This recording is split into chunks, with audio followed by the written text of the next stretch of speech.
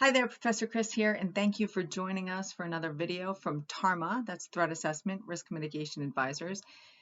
And TARMA is where we assess threats and save lives. That's what we do. So today we are going to look at when to not give the social security numbers out that you might think that you would need to, and just basic internet safety. I thought I had done a video on this, but I guess not. So here we go. From the Society of Human Resource Management, there are 5 instances in which you would not give your social security number despite what someone tells you. One is before you get hired, okay? One of my friends sent me a link to a website and she's like, check this out for me because this just doesn't look right. So I said, okay, I'll check it out. And I looked and I was like, what? I couldn't believe this guy was getting away with this. He had on his website, he had a spot for the applicant to put their social security number and their driver's license number. I'm like, what? That is crazy. Please tell me people aren't actually doing this. It was unbelievable.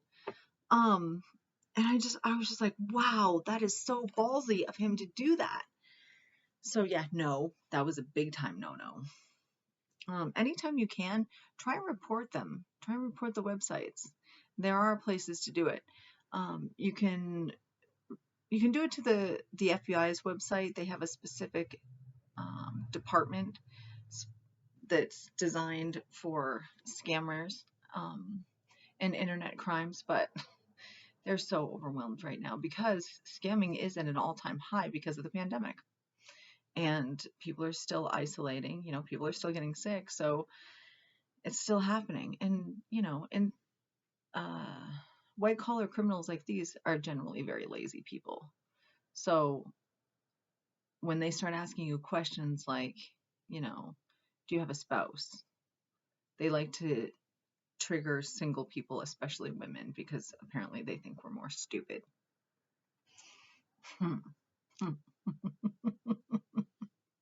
If you know me, you know how very, very wrong that is. Another instance in which you would not give your social security number is at the doctor's office. There's no need for it.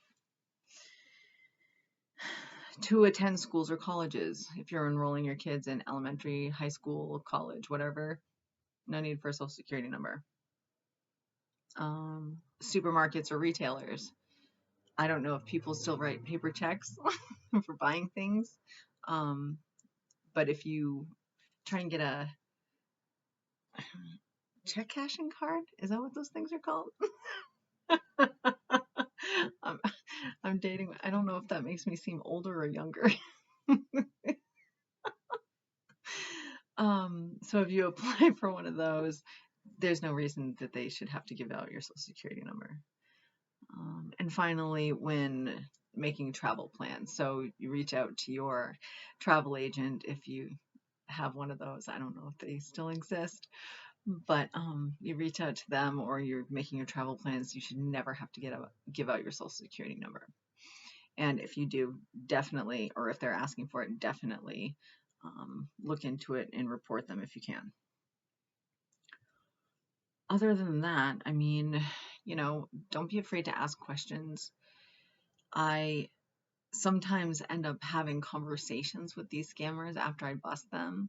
And this one recently, he was trying to convince me that he wanted to go straight and flip on his friends and he wanted to get paid for it. I'm like, I don't know who you think I am, that I have the authority to make you a paid CI, but no. And honestly, I wouldn't help you try to not go to jail by flipping on your friends. I wouldn't help them because he's a scumbag. That's very simple. You're trying to scam me or my friends. No, it's not going to fly. So please, please look out for yourself. Pay attention to what the kids are doing online, especially if you have any kind of saved credit card information or whatever. The kids could, buy stuff they're not supposed to, or give a scammer your credit card number, who knows. But just please, please look after yourselves and don't hesitate to reach out if you have any questions. Thank you so much. Take care.